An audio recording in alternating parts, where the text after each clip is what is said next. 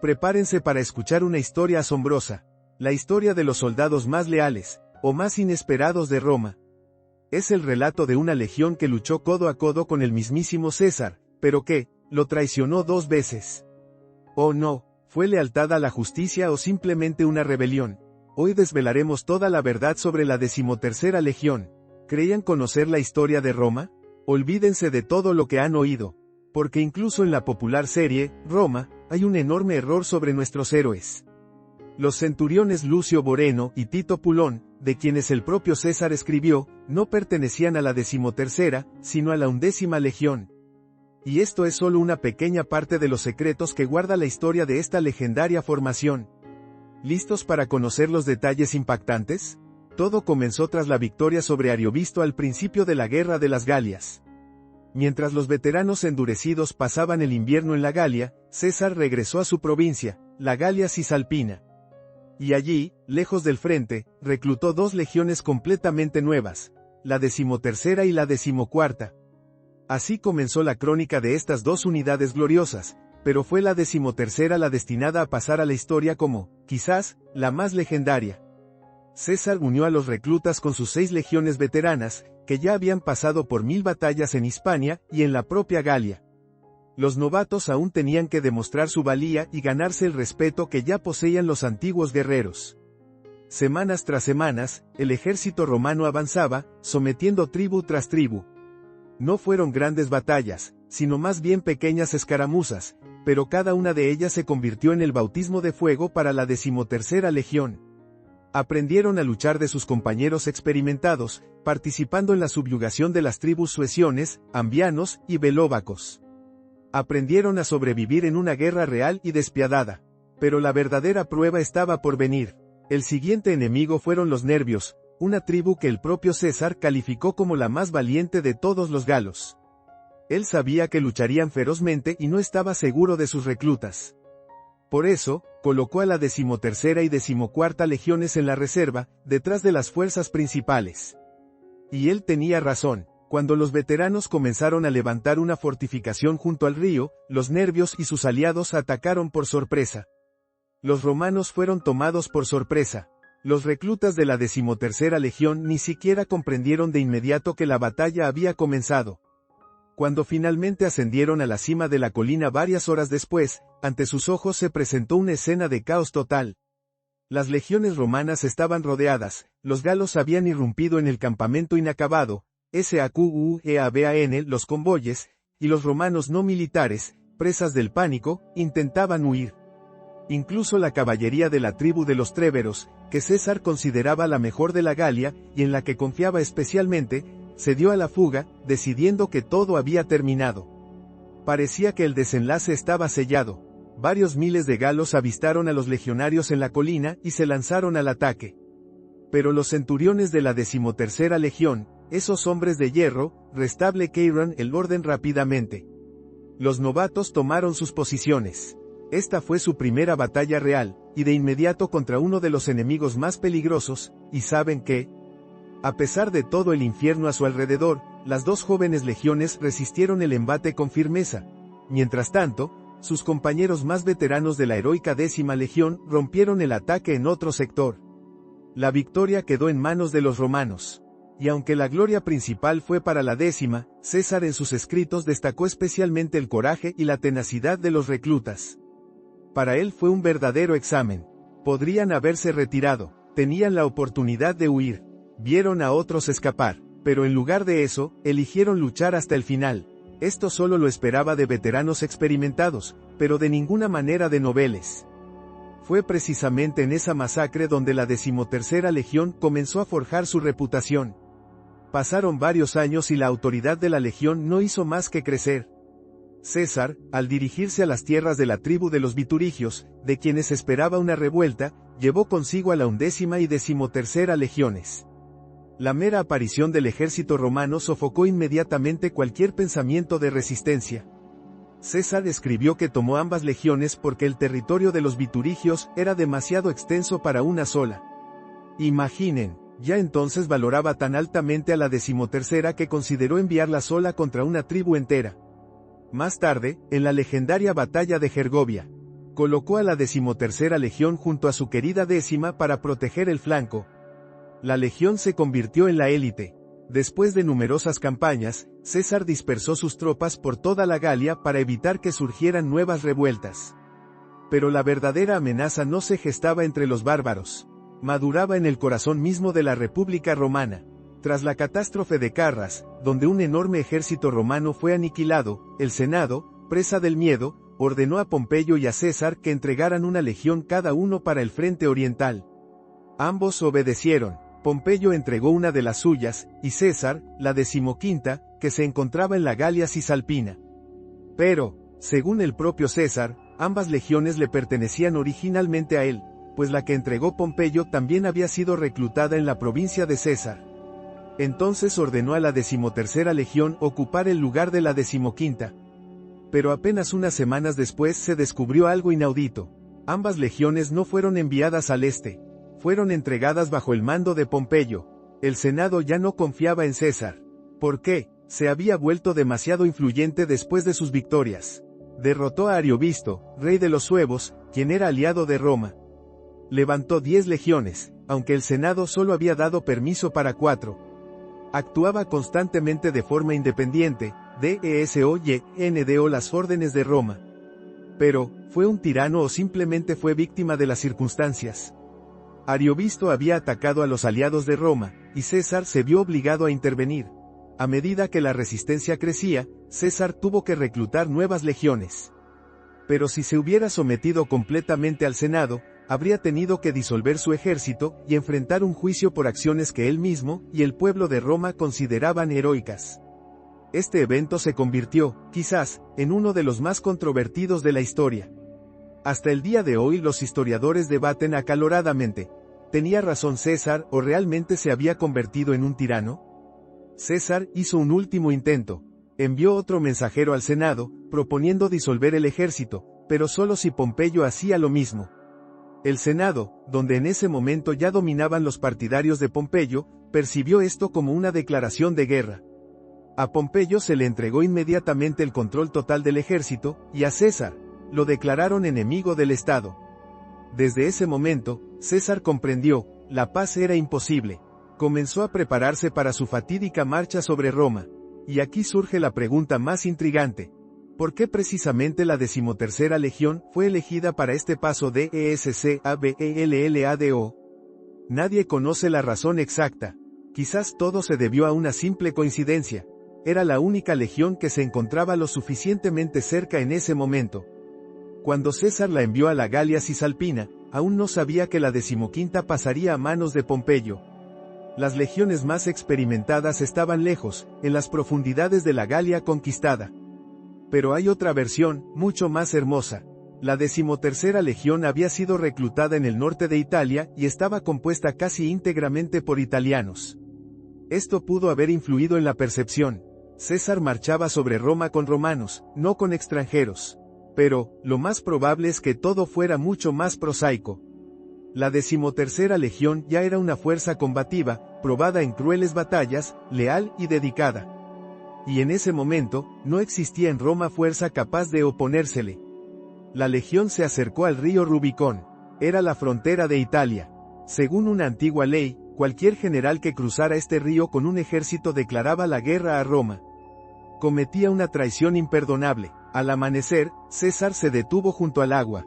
Permaneció largamente pensativo. Muchos lo imaginan en ese momento titubeando, sopesando las consecuencias. Pero César no era de los que dudan. Lo había planeado todo de antemano, estaba seguro de su decisión desde el inicio de la marcha hacia el sur. Más aún, ya había ordenado a la 12ª y 8ª legiones que lo siguieran, y estaban a solo unas semanas de distancia. La verdadera razón de su pausa en el Rubicón era mucho más sencilla y mucho más genial. Estaba esperando a que saliera el sol. César era un maestro de la propaganda. Creía sinceramente en la rectitud de sus acciones, y se consideraba un héroe a los ojos del pueblo romano. No quería cruzar la frontera en la oscuridad, como un ladrón o un enemigo. Quería marchar por las calles de Roma a plena luz del día. Con la cabeza bien alta, acompañado de su leal y ya veterana 13ª legión. Creía que si el pueblo lo apoyaba, no necesitaría un gran ejército para tomar el poder. Y así, bajo los rayos del sol naciente, cruzó el Rubicón, susurrando su famosa frase: Alea y acta est. La vida de César pendía ahora de un hilo, y dependía exclusivamente de la 13ª Legión. Los soldados que lo siguieron sin la orden del Senado eran considerados traidores y estaban sujetos a ejecución. César pronunció un discurso apasionado y encendido ante los legionarios. Algo así como: somos héroes de Roma, servimos al pueblo de Roma y no merecemos que nos llamen traidores. Y el pueblo lo reconoció. Cuando la 13ª Legión pasaba por las ciudades italianas, la gente aclamaba a César con respeto, demostrando que seguía contando con su apoyo. César, probablemente, esperaba que se le uniera también la 15ª Legión, que también estaba en Italia y que él mismo había formado. Con estas dos legiones, no habría tenido que temer a los reclutas que Pompeyo pudiera oponerle. Y César comenzó a actuar decididamente. Envió 5 cohortes de la 13ª Legión bajo el mando de Marco Antonio para ocupar a Recio. Otras 3 cohortes las envió a Pisaurum, Fanum y Ancona. Las 2 restantes, a Eugubio. Y saben que, en ninguna de esas ciudades hubo resistencia. Todas se unieron voluntariamente al bando de César. Más aún, cuando los habitantes vieron a la 13ª Legión, muchas guarniciones locales también se unieron, aumentando el número del ejército de César. Pronto, la 12ª Legión llegó a Italia para apoyar a sus compañeros de las campañas galas. La noticia de que César marchaba sobre Roma y que las ciudades se rendirían sin lucha, llegó al Senado. ¿Qué sucedió allí? Pánico. Pompeyo comenzó a reclutar tropas urgentemente para detener de alguna manera al imparable César. Mientras tanto, Domicio, el hombre que el Senado había nombrado en lugar de César en la Galia, estaba furioso porque su nuevo y tan anhelado cargo estaba en peligro. Desobedeciendo todas las órdenes, reclutó 2 legiones y se unió a una de las fuerzas enviadas por Pompeyo. Al final, tenía 3 legiones y se refugiaron en una ciudad fortificada, preparándose para luchar contra los veteranos de César. César acampó cerca, pero no podía tomar la ciudad por asalto, sus fuerzas eran insuficientes. Pero la historia, una vez más, estuvo de su lado. Unos días después, la leal 8ª Legión apareció en el horizonte, también llegada de la Galia. Ahora César tenía la ventaja, y pronto, las 3 legiones recién formadas de Domicio ofrecieron pasarse al bando de César. Él, por supuesto, aceptó con alegría. Ahora tenía alrededor de 40.000 guerreros, veteranos de la 13ª Legión, soldados de guarniciones y otras unidades.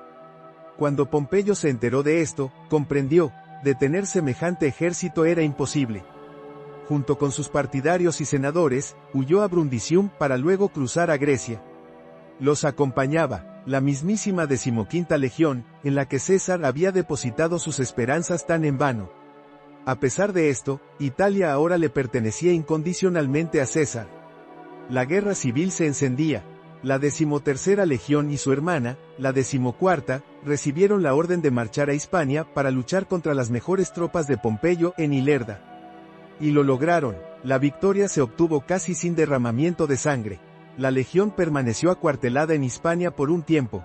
Y aquí ocurrió un giro asombroso y completamente inesperado en el destino de la 13ª Legión. La legión fue puesta bajo el mando de un tal Casio, el gobernador en funciones de Córdoba. Según el propio César, Casio era un hombre increíblemente avaro y corrupto. Se había endeudado y decidió saldar sus deudas a costa de la desgraciada población local, estableciendo impuestos severos e injustos. Fabricaba acusaciones contra ciudadanos ricos, obligándolos a pagar enormes multas por crímenes que no habían cometido. Este es uno de esos raros momentos en que la historia permite ver no solo las hazañas heroicas en los campos de batalla, sino también la ruindad que ocurría entre bastidores. La guerra civil no fue solo una lucha por ideales, sino también una oportunidad para que algunos se enriquecieran con el caos, y los legionarios, incluidos los soldados de la 13ª Legión, entendían perfectamente lo que estaba sucediendo. Casio era tan impopular que incluso sus subordinados más cercanos intentaron asesinarlo. Sobrevivió, pero en lugar de castigar a los conspiradores, los obligó a pagar un rescate por su libertad. Con esto solo incrementó su odiosa reputación, y entonces estalló la tormenta. Cuando Casio abandonó Córdoba por orden de César, estalló una revuelta en la provincia. Y poco después llegó una noticia que conmocionó a todos: la 13ª legión se había amotinado. Asesinaron a varios centuriones que se atrevieron a oponerse a ellos, y eligieron como su comandante a un tal Marcelo. Y luego, se dirigieron de vuelta a Córdoba para sofocar la revuelta. Esto era increíble. ¿Por qué una de las legiones más leales de César actuó de esta manera? El propio César escribió más tarde que la razón no fue el odio hacia él o el apoyo a Pompeyo. La legión simplemente estaba cansada de la avaricia y los desmanes de Casio. A la 13ª le siguieron otras unidades, veteranos de la 2ª legión, así como 2 legiones de reclutas. Las demás unidades permanecieron con Casio, pero dejaron muy claro que solo se mantenían por respeto a César, y no al propio Casio. De hecho, comenzó su propia guerra civil, interna, entre las legiones de César. Cuando la 13ª legión se acercó a Córdoba, los habitantes de la ciudad les suplicaron que no se vengaran, diciendo que no se habían levantado contra César, sino contra el ruin Casio. Marcelo estableció un campamento cercano para mantener el orden, y cuando Casio regresó con sus legiones, estaba furioso por lo que vio. Escribió a otros gobernadores pidiendo ayuda, y luego, para intimidar, envió a sus hombres a incendiar casas cerca de Córdoba. La 13ª legión no pudo soportar tal cosa. Los soldados comenzaron a pedirle a Marcelo que les permitiera avanzar contra Casio. Marcelo tuvo que aceptar. Las legiones se formaron y avanzaron hacia el campamento de Casio, ofreciendo una batalla decisiva. Pero Casio, sabiendo perfectamente que era superado en número de infantería, ocupó una elevación ventajosa y se negó a aceptar la batalla. Apostó por su caballería, que lanzaba ataques sorpresa, y se retiraba de inmediato, causando bajas a los rebeldes.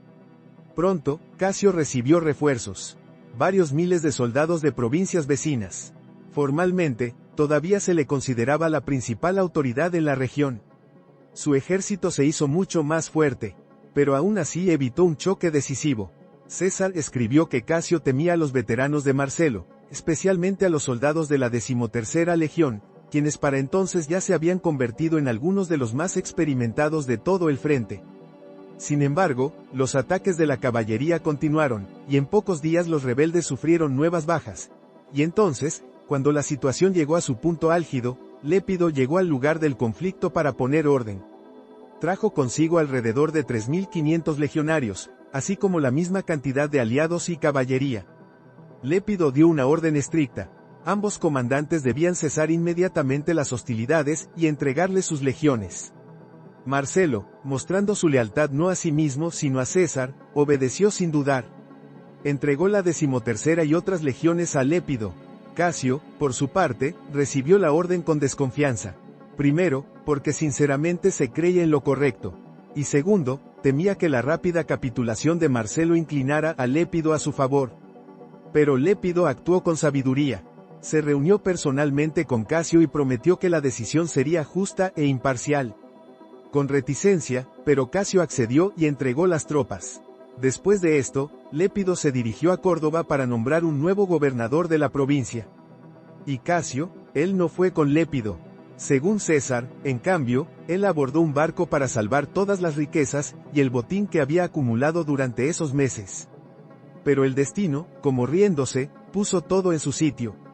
Cayó en una tormenta espantosa, y el barco, junto con él y sus tesoros, se hundió. El tono con el que César describe este episodio muestra claramente: despreciaba a Casio y estaba muy satisfecho con su final. Y lo que es especialmente importante, estaba orgulloso de la acción de la 13ª legión. Demostraron que estaban dispuestos a ponerse del lado de la justicia, incluso a costa de la vida de algunos de sus centuriones. Si no hubiera sido por la revuelta de la 13ª, Córdoba seguramente habría sido incendiada, saqueada y convertida en ruinas. Toda la provincia debe su salvación a ellos. Pero la guerra civil no terminó. Más tarde, César envió a la 13ª legión a la campaña africana, donde fueron colocados en el centro mismo del orden de batalla en la decisiva batalla de Tapso. Esta batalla concluyó con una victoria total de César. Los partidarios de Pompeyo que sobrevivieron se retiraron a Hispania, donde se libró la última batalla de la guerra civil, la de Munda. Y fue aquí donde ocurrió un giro asombroso e increíble. Una de las mejores y más antiguas legiones de César, la novena, se pasó al bando enemigo, y con ella la 13ª. Ambas legiones se encontraban entonces en Córdoba, la misma ciudad que la 13ª legión había defendido una vez. Los habitantes locales, por supuesto, los recordaban perfectamente. ¿Por qué a los veteranos de la 13ª y la novena los mantuvieron alejados de Munda? Lo más probable es por el temor de que no se lograra hacer que antiguos compañeros lucharan entre sí. Habían compartido décadas de guerra. Habría sido demasiado riesgoso enfrentarlos cara a cara.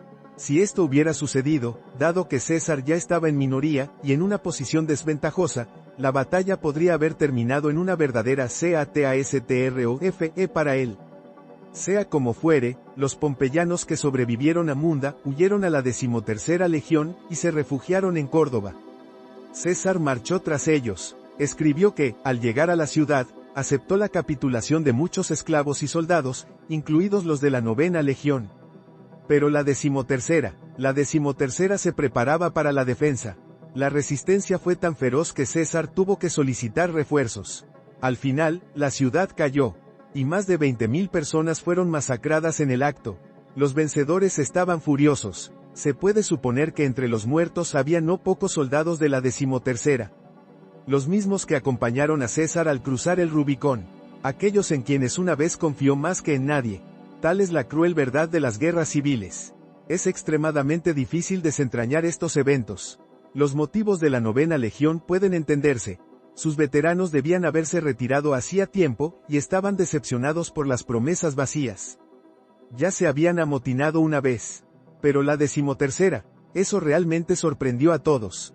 Quizás la orden de cambiar de bando provino de arriba, de comandantes que por alguna razón lo consideraron necesario.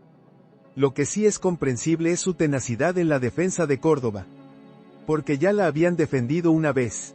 Y ahora sentían responsabilidad no solo ante los habitantes, sino también ante los miles de legionarios pompeyanos que se escondían en la ciudad, muchos de los cuales eran jóvenes reclutas, presas del miedo.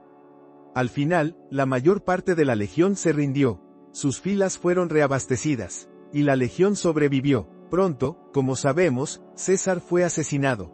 Y comenzó una nueva guerra civil. Muchas de sus viejas y probadas legiones, como la 10ª y la 13ª, pasaron al mando de su segundo aliado más importante, Marco Antonio.